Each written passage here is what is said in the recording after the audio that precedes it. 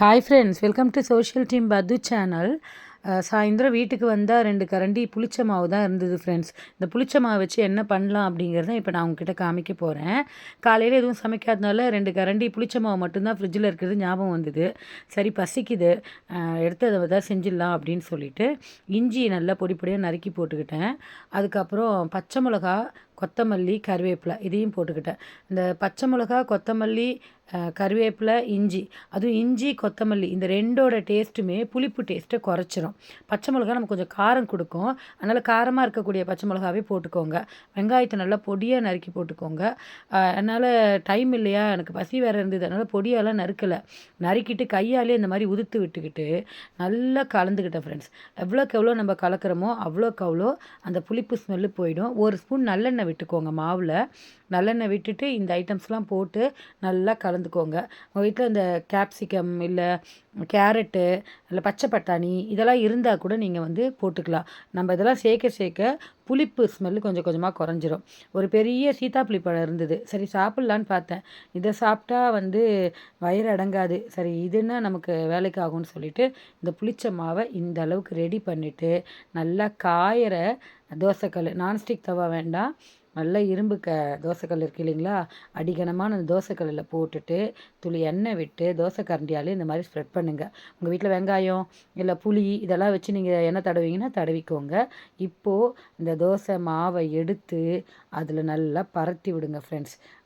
மெலிசாலாம் வேண்டாம், நல்லா ஊத்தப்பம் ஸ்டைலில் பரத்தி விடுங்க. நம்ம ஆல்ரெடி ஒரு ஸ்பூன் நல்லெண்ணெய் விட்டதுனால அதுவும் அந்த இரும்பு எண்ணெயோடு சேர்ந்து சூடாக தோசைக்கல் வாசனை, இந்த நல்லெண்ணெய், கொத்தமல்லி, இஞ்சி வாசனையோடு அப்படியே சிம்மில் வேக வைங்க. நீங்கள் மூடி போட்டு வேக வச்சா கூட பரவாயில்ல, சூப்பராக இருக்கும் ஃப்ரெண்ட்ஸ்.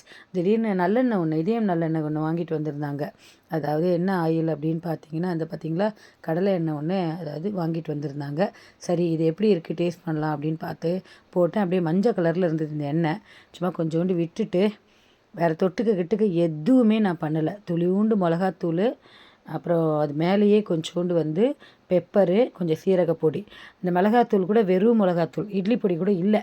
ஸோ இதை அப்படியே தூவிட்டு சூப்பராக பரட்டி போட்டேன் ஃப்ரெண்ட்ஸ். பீஸா கணக்காக இருந்தது, பாருங்களேன் எப்படி இருக்குன்ட்டு. சூப்பராக இருக்குல்ல, நல்ல அழகாக திருப்ப வந்து சைட்லலாம் நல்லா மொறுன்னு, நடுவில் மட்டும் அந்த வெங்காயம், பச்சை மிளகாய், இஞ்சி இதெல்லாம் வெந்து வேறு லெவலில் இருந்தது ஃப்ரெண்ட்ஸ். அந்த இரும்பு தோசைக்கல் இல்லைங்களா, அதை பார்த்திங்களா இந்த மாதிரி நல்லா வெந்து வந்தது, சூப்பராக இருந்தது. அது கமகமான எனக்கு இன்னும் பசியை தூண்ட ஆரம்பிச்சிருச்சு. ஒரு தோசையோடு போரும்னு நினச்சேன், சரி இன்னொன்று ஊற்றிக்கலாம். பாருங்கள் கை எந்த அளவுக்கு எனக்கு ஷேக் ஆகுது. நான் வந்து அப்படியே மொபைலை பிடிச்சிட்டே தான் உங்களுக்கு எடுத்து காமிச்சேன். ஸோ 2 தோசை சுட்டு எடுத்து வச்சுக்கிட்டேன். ஒன்று இதே தோசை, இன்னொன்று வந்து கொஞ்சம் தடிமனாக ஒரு வெள்ளை தோசை. அதில் பொடியெல்லாம் நான் போடலை. அந்த வெள்ளையாக சுட்ட தோசை எப்படி அப்படின்னு பார்த்தீங்கன்னா மேலே அப்படியே கண்ணாக வரும். பாருங்கள் எவ்வளோ மொறுன்னு வந்திருக்கு. புளிச்ச மாவில் சுட்ட தோசைன்னே பசங்களுக்கு தெரியாது, அந்த அளவுக்கு டேஸ்ட்டு வரும்.